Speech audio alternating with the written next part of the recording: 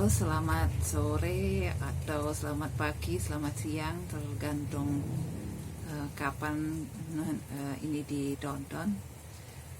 Ini video pertama saya di YouTube. Sebenarnya saya tidak ada ambisi sama sekali untuk menjadi YouTuber, tapi kondisi saat ini memaksa kita untuk mencari alternatif dalam mengajar, terutama saya sebagai dosen. Dan video ini dibuat dalam rangka mengganti kuliah tatap muka di Universitas Sanata Dharma dalam rangka kuliah kajian pasca kolonial. Jadi saya akan mencoba untuk memberi sedikit pengantar untuk salah satu topik di mata kuliah ini. Nah, karena mata kuliah ini sudah berlangsung sekitar setengah semester, jadi ini kita tiba-tiba melompat ke tengah perkuliahan. Jadi bagi yang menonton ini bukan sebagai bagian dari kuliah itu, mohon maaf. Ini langsung melompat ke tengah semester. Semoga tetap bisa diikuti walaupun begitu. Nah, ini memang karena terutama dibuat untuk mahasiswa saya dalam rangka kuliah yang tiba-tiba harus di-online-kan. Jadi ya apa adanya, saya mencoba untuk membuat video ini. Nah, topik untuk pertemuan kali ini adalah Civilizing Mission atau misi pemberadapan. Nah, misi pemberadaban ini adalah sebuah konsep yang muncul sebagai bagian dari wacana kolonial atau salah satu jenis wacana kolonial. Wacana kolonial itu fungsinya adalah untuk melegitimasi kolonialisme. Jadi untuk membuat kolonialisme terlihat sebagai sesuatu yang diperlukan, yang mungkin bahkan positif, sehingga penjajah bisa merasa bahwa dia sedang melakukan sesuatu yang diperlukan atau yang terlegitimasi. Nah, misi pemberadaban atau civilizing mission tadi, istilah awalnya sebetulnya dalam bahasa Prancis mission civilisatrice, kemudian dipakai juga dalam konteks berbahasa Inggris, dan kalau diterjemahkan ke bahasa Indonesia saya biasanya menggunakan istilah misi pemberadaban. Nah, misi pemberadaban ini berangkat dari asumsi dasar bahwa manusia Eropa, atau bisa juga digeneralisasi manusia Barat, terutama kulit putih, itu paling beradab, dan juga masyarakat mereka, sistem masyarakat, budaya mereka itu paling beradab dibanding manusia dari belahan dunia lain.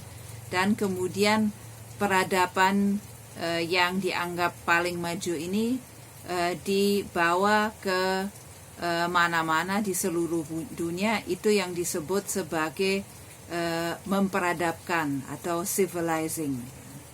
Jadi misi untuk membawa peradaban Eropa ke seluruh dunia. Nah, tentu saja di masa ketika kolonialisme diawali dan sebelumnya, setiap masyarakat di bumi ini punya sistem pengetahuannya sendiri, punya sistem keyakinan, religi, punya keseniannya, tata nilainya, sopan santunnya, dan seterusnya masing-masing. Nah, yang menjadi pandangan dasar di sini dalam misi pemberadaban ini, atau dalam asumsi-asumsi yang dibawa oleh penjajah dalam melakukan penjajahan ini, adalah bahwa di antara sekian sistem pengetahuan dan seterusnya tadi, yang paling maju dan paling baik, yang superior, yang unggul adalah yang ada di Eropa di saat itu. Yang lainnya inferior, kurang beradab. Nah, itu asumsi dasar yang ada di situ. Nah, kemudian apa sebetulnya ya yang dimaksudkan dengan beradab ini? Nah, itu mungkin banyak sekali ya faktornya, pemaknaannya. Pertama yang cukup penting adalah lebih beradab sering dikaitkan dengan rasionalitas. Jadi orang Eropa menganggap diri mereka berpikiran lebih rasional, lebih saintifik, punya pengetahuan yang unggul, teknologi yang unggul. Jadi itu unsur superioritas yang diyakini salah satunya. Sedangkan orang lain dianggap berpikir tidak runut, tidak rasional, banyak tahyul. Nah, unsur lain dari beradab ini, apa yang dianggap beradab atau maju ini, ada unsur moralnya juga. Jadi orang Eropa sering menganggap diri mereka lebih bermoral, lebih sopan santun, punya agama dan nilai yang unggul, punya tata krama yang unggul, gitu. Misalnya pakaian orang Eropa di masa kolonial, sering orang Eropa menganggap bahwa orang selain mereka pribumi itu pakaiannya itu tidak cukup sopan,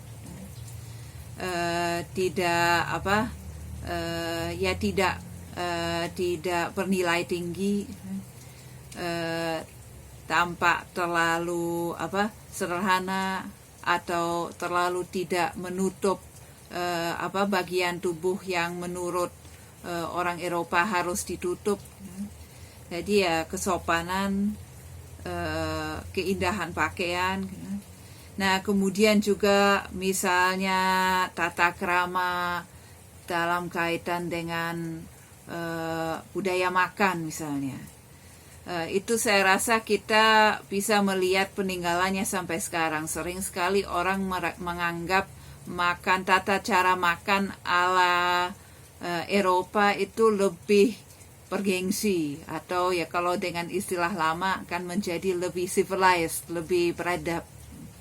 Jadi seakan-akan kalau kita duduk di meja dan kemudian menggunakan segala perangkat alat makan ala Eropa, dan apalagi makanan yang juga ala Eropa, itu seakan-akan lebih tinggi nilainya daripada duduk di tikar, makan dari daun pisang dengan tangan misalnya.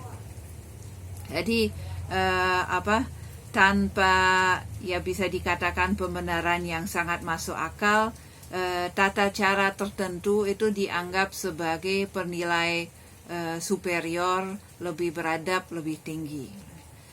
Unsur lain juga dari apa yang dianggap sebagai lebih beradab, Eropa juga, ada orang Eropa juga sering kali menganggap diri mereka punya pengetahuan, tradisi kesastraan, tradisi kesenian yang unggul dibanding orang-orang lain. Jadi di sini saya ingin memberi salah satu contoh misalnya dari dunia arsitektur.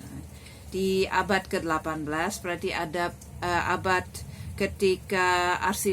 ketika kolonialisme sudah berlangsung cukup lama ya di beberapa belahan dunia.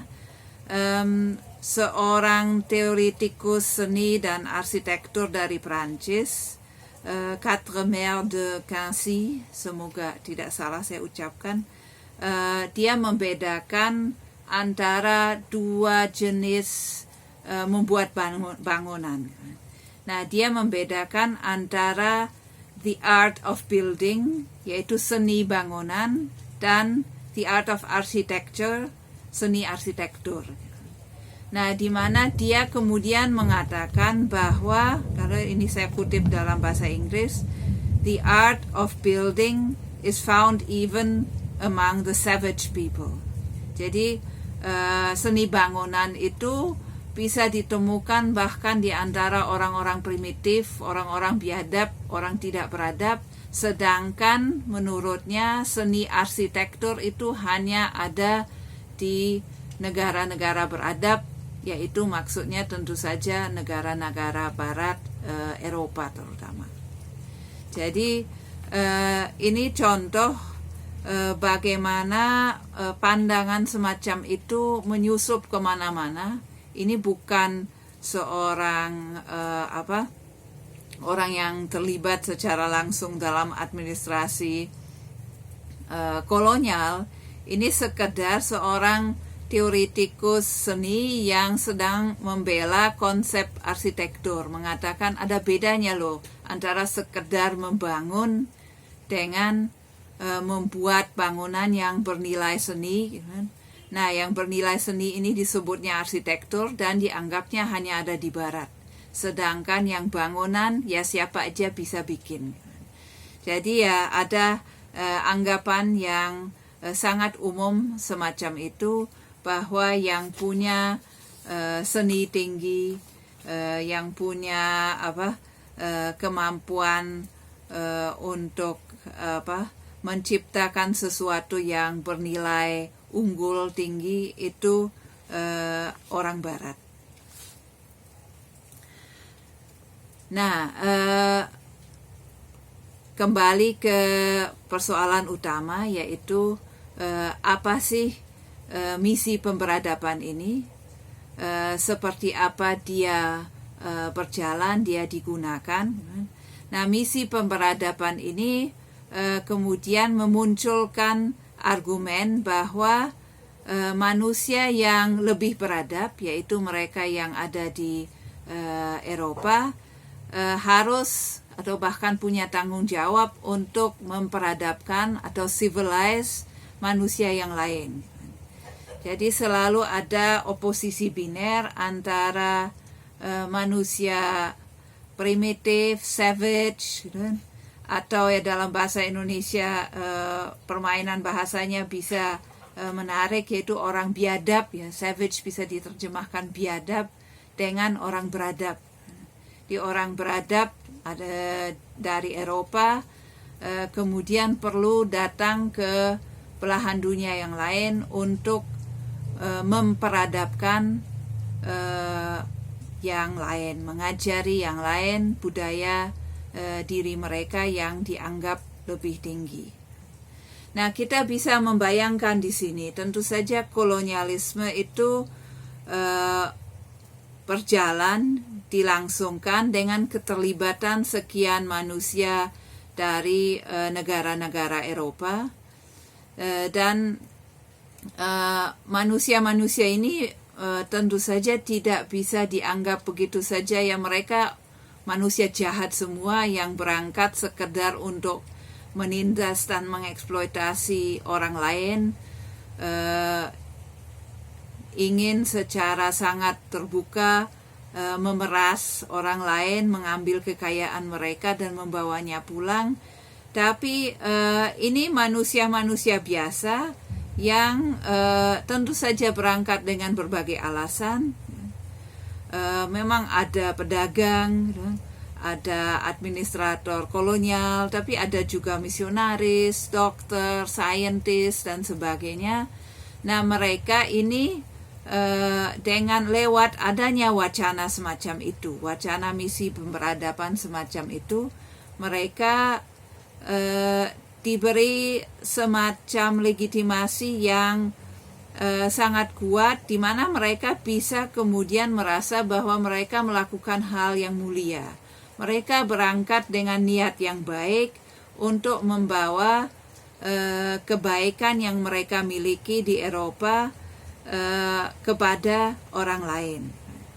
Nah, bahkan untuk itu kemudian dikenal satu istilah yang diambil dari puisi Rudyard Kipling, dari seorang penyair Inggris Puisi ini ditulis tahun 1899. Ini saya nengok laptop untuk melihat datanya.